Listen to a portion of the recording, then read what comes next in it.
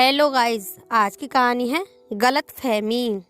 अंजलि के स्वभाव की वजह से उसके पति को होने लगी जलन। मैं अंजलि हूँ और बड़ी जिंदा दिल, हंसमुख और मुंह फट हूँ। मेरे घर में भी ऐसे ही मुझे रखा गया जैसी मैं थी। मुझे ज़्यादा रोका टोका नहीं।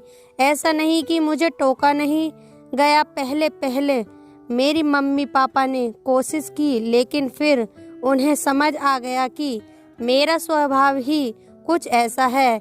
इस स्वभाव के चलते मेरे कई दोस्त भी बने। लड़कियां तो कम थीं, लड़के ज़्यादा। मेरे माँ को मेरी चिंता रहती है कि कल को ससुराल जाएगी तो वहाँ क्या गुल खिलाएगी। पर मेरे पापा कहते हैं जो होगा अच्छा ही होगा, ऊपर वाले ने इसके लिए भी कुछ सोचा ही होगा। मेरी शादी की उम्र होती ही मेरे लिए रिश्ता ढूंढना घर पर वालों ने शुरू कर दिया। कई तो घर तक पहुंचते ही नहीं थे, उसके पहले ही केवल इसलिए मना कर देते थे कि लड़की बोलती बहुत है। अब बताओ भला ये भी कोई कारण हुआ किसी को रिजेक्ट करने का? लेकिन मुझे इन सब बातों से कोई फर्क नहीं पड़ता है। मैं अपनी लाइफ में खुश हूँ, बोले तो बिंदास। अब मैंने सुना कि एक लड़का घर तक पहुंच गया, मतलब वो देखने आने वाला है। रविवार को देखने आने वाला है और माँ ने मुझे पहले ही तेजाई के साथ बोल दिया है कि मैं अपनी हंसी और बातों पर कंट्रोल करके रखूं। अमित और उसके घर वाले मुझसे मिलने आए और फिर जैसा कि होता है चाय नाश्ता होने के बाद अमित और मुझे अकेले में बात करने को कहा गया। मैं कब से अपने आप को रोक के बैठी थी, इतना चुप तो मैं कभी नहीं रही। फिर क्या था, जैसे ही वो आए मैंने बोलना चालू किया।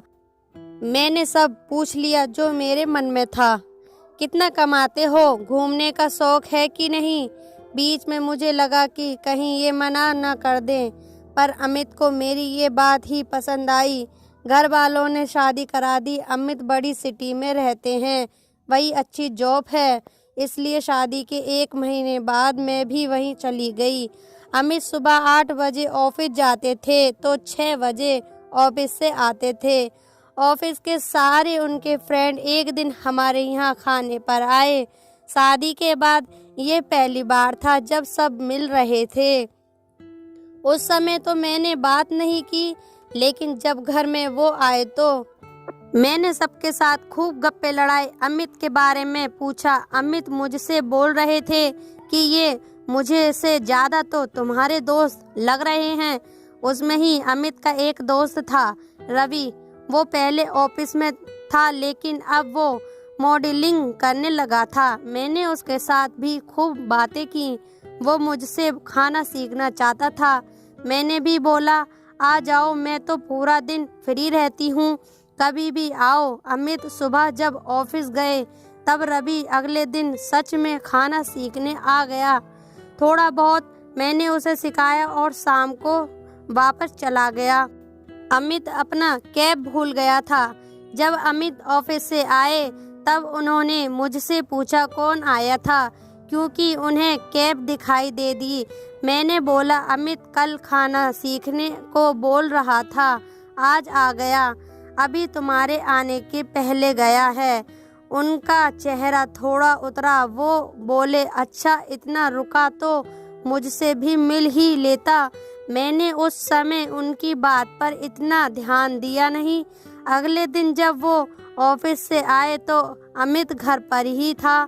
अमित उनसे मिले, उनकी कुछ बातें हुई। जब वो गए तब वो बाथरूम में फ्रेश होकर आए और जैसे कि मेरी आदत थी, मैं पूरे दिन की कहानी बड़बड़ करके उनको बता रही थी। एकदम से वो मुझ पे जोर से चिल्लाए, बोले चुप भी रहा करो, इतना बकवास करती हो। ऑफिस से काम करके आता हूँ, तुम्हारी तरफ मजे नहीं करता। घर पर ऐसा गुस्सा मुझ पर कभी किसी ने नहीं किया था, मेरे पापा ने भी नहीं। मेरी आवाज़ बंद हो गई और आंसू शुरू हो गए। मुझे समझ नहीं आया कि उन्हें किस बात पर इतना गुस्सा आया। हम दोनों में बात बंद हो गई। अगले दिन मैंने मम्मी को सारी कहानी सुनाई, क्योंकि मुझे नहीं पता था कि मैंने क्या किया जो इतना शांत रहने वाली अमित भी मुझ पर भड़क गए। मम्मी ने मुझे जोरदार घंट लगाए और बोला, तुझे रवि को घर बुलाने की क्या ज़रूरत थी? मुझे समझ नहीं आया। माँ बोली कि बेटा, वो अभी तुझे पूरी तरह जानता नहीं है और वो तेरा पति है। तू अगर दूसरे किसी के साथ ज़्यादा घुलेगी तो हो सकता है कि उसे बुरा लगे। मुझे थोड़ा समझ आया। अगले दिन फिर रवि आता है सीखने के लिए। अब रवि को कुछ प्रोजेक्ट मिल गया था, तो 2-3 महीने के लिए वो बाहर जाने वाला था। अमित ऑफिस से आए तब रवि को मैंने रोक रखा था। अमित का मुंह उतरा हुआ था। उसे देखकर और ज़्यादा खराब हो गया।